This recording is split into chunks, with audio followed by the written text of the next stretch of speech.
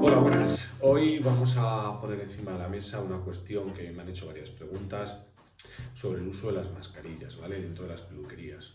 Entendemos que después de, bueno, cuando podamos incorporarnos al trabajo, el uso de las mascarillas, incluso las pantallas, todo este tipo de cosas terminarán siendo obligatoria para nosotros. Empezaremos con un periodo relativamente, bueno, hasta que nos digan, y veremos a ver si con el tiempo se quedarán o no se quedarán, sobre todo para cierto tipo de trabajos. No es la primera vez que Sanidad nos quiere poner las mascarillas, ¿vale? En este caso está más que justificado, pero acordaros, hace ya muchos años Sanidad intentó ponernos las mascarillas porque decía que ciertos trabajos, por ejemplo los tintes, las permanentes, suelen desprender mucho amoníaco. Hoy, gracias a Dios, la cantidad de amoníaco que tienen todos esos productos es bajísima, ¿vale? Con lo cual hoy no tendría esa justificación, pero sí en aquel momento estaba justificado, o Sanidad justificaba el uso de las mascarillas en la zona de trabajos técnicos. En peluquerías alegamos que la imagen que se daría respecto al cliente sería como una imagen de peligro, con lo cual muchos clientes no querrían hacerse ese tipo de trabajos con la imagen que dábamos. En aquel momento se justificó de aquella manera. Luego, hace menos, de forma más reciente, acordaros, cuando empezamos con las primeras queratinas, las queratinas llevaban formaldehído, y el formaldehído es cancerígeno, ¿vale? Es de forma inhalada, o sea, para nosotros de forma inhalada era cancerígeno.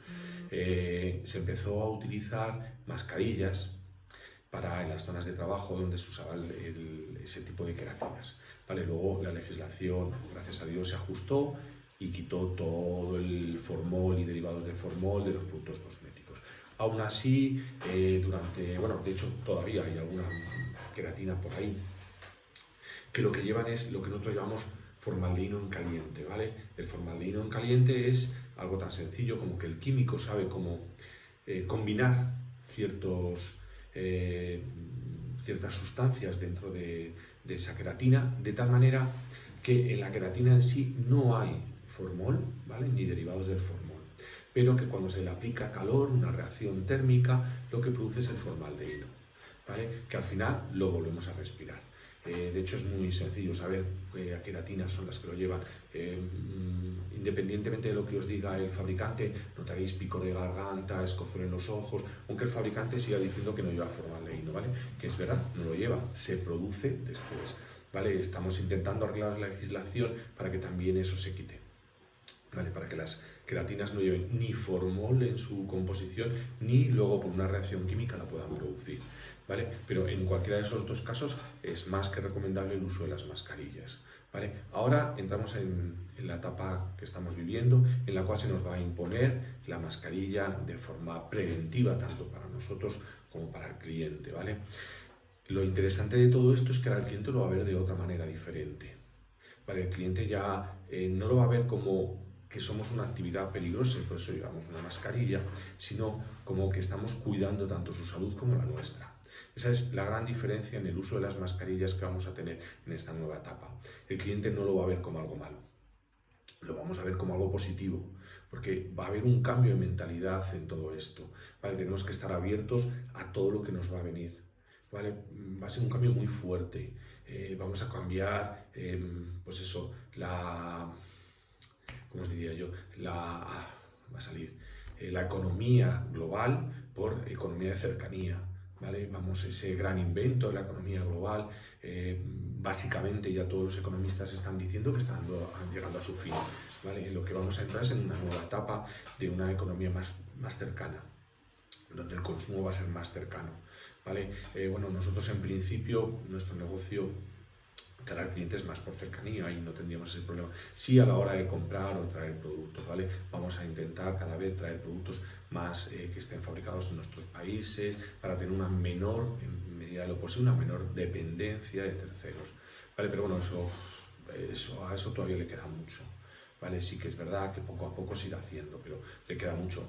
La mayoría de las grandes empresas suelen tener fábricas y almacenajes directamente en los diferentes países, aunque la empresa madre sea de una zona, suele tener muy repartido precisamente por cuestiones de logística, etc. Pero bueno, vamos a ir poco a poco hacia ese tipo de mercado, ¿vale? Con lo cual la compra cada vez más lejos va a ser cada vez menor, cada vez vamos a tener una compra más de proximidad. Eso nos va a ayudar mucho a tener una cosa muy importante. Llevo muchos años trabajando, pues, ya ni me acuerdo, empecé desarrollando producto con L'Oréal y bueno, he ido pasando por diferentes sitios.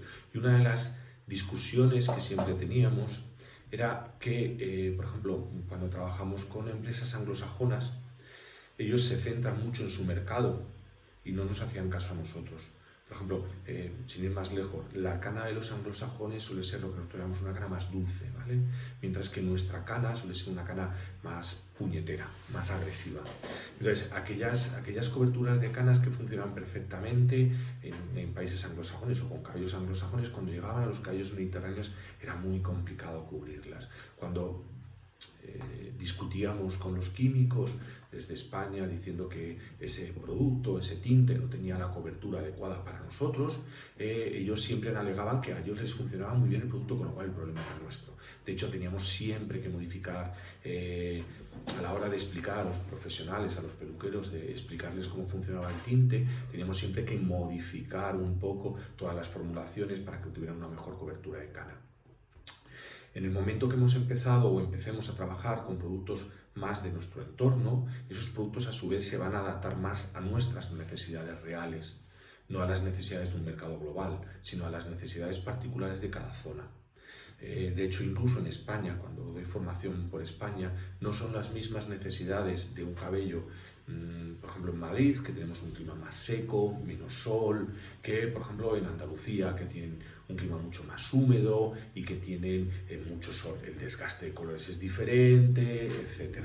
Entonces, tenemos que, incluso dentro del propio país, tenemos que ir adaptándonos un poco. Eso cuando lo metes dentro de una economía global es brutal, o sea, las diferencias son muy grandes.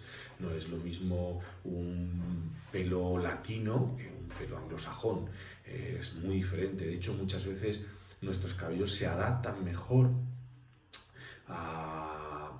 o yo por lo menos entiendo que trabajamos mejor respecto a la cobertura de canas con casas de origen americano que con casas de origen alemán. Muchas veces es simplemente porque en Estados Unidos tienen mucho cabello latino y es gran parte de su mercado, con lo cual preparan sus productos para ese cabello latino.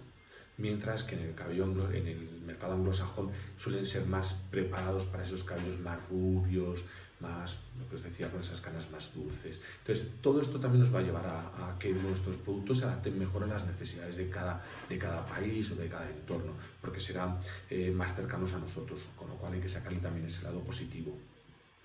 Tenemos que ver todo ese tipo de cosas como algo bueno. Entonces, tendremos que ir adaptándonos, empezaremos a plantearnos qué tipo de mascarillas o qué tipo de protecciones nos ponemos. En mi caso particular, por ejemplo, yo llevo gafas, las mascarillas tienden a empañarme las gafas, tendremos que buscar algo. Por otro lado, tengo la ventaja de que otra de las protecciones que deberíamos de llevar es un tipo de gafa. Yo utilizo una gafa tipo sol que va muy cerrada, con lo cual básicamente esa protección ya la llevo de serie, o sea, ya esa es mía.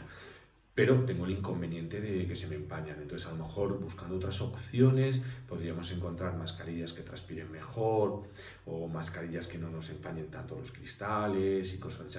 Pero bueno, esto va a ser un día a día que lo vamos a ir viendo poco a poco, ¿vale? Aquí os dejo una reflexión sobre lo que yo creo y considero que va a terminar pasando tanto con las mascarillas, con la globalización del mercado, que creo que en alguna cosa de estas, que el mercado sea más cercano y haya menos globalización nos va a ser muy útil, ¿vale?